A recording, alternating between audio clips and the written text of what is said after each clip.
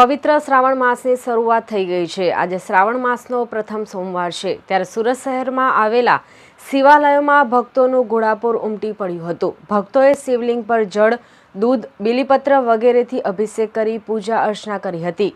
તેમજ શિવાલયો હર હર મહાદેવના નાદ સાથે ગુંજી ઉઠ્યા હતા। ઈચ્છાનાથ મહાદેવ મંદિર ખાતે પોલીસ કમિશનર અનુપમ સિંઘ ગેહલોતે પરિવાર સાથે પૂજા કરી હતી। હિન્દુ ધર્મમાં ભારે મહાત્મ્ય ધરાવતા પવિત્ર શ્રાવણ માસની શરૂઆત થઈ ગઈ છે। આજે શ્રાવણ માસનો પ્રથમ સોમવાર હોય સુરતમાં આવેલા મંદિરોમાં ભક્તોનું ઘોડાપૂર ઉમટી પડ્યું હતું। શહેરમાં આવેલા શિવાલયોમાં વહેલી સવારથી જ ભક્તોની લાંબી કતારો જોવા મળી હતી। હર હર મહાદેવના નાદ સાથે મંદિરો ગુંજી ઉઠ્યા હતા।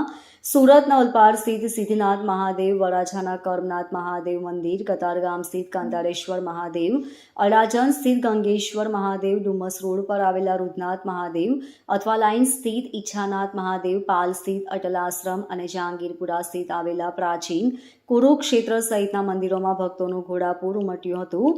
ભક્તોએ શિવલિંગ પર જળ, દૂધ, બીલીપત્ર વગેરેથી અભિષેક કરી પૂજા અર્ચના કરી હતી।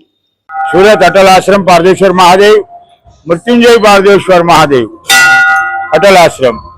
મિત્રો, શ્રાવણ માસનો પ્રથમ સોમવારની દેશવાસીઓને સર્વ ભાવિક ભક્તોને મંગલ શુભકામના।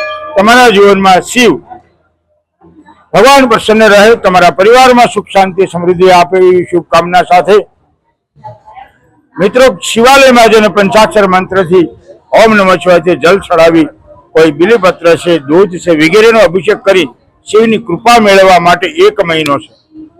જાણતા અજાણતા આપણે કોઈ શિવાલયમાં જઈએ અને ભગવાનને નમન કરીએ, તમારી એ હાજરી ભગવાન એના દ્વારમાં લખી નાખે છે। આવો, આવું સુરતના આંગણે આવું શિવાલય છે। પ્રથમ સોમવારના દર્શન કરીએ અને પાવન થઈએ। તમારા જીવનમાં ભગવાન પ્રસન્ન રહે એવી શુભકામના। Bureau report, LK star news, Surat.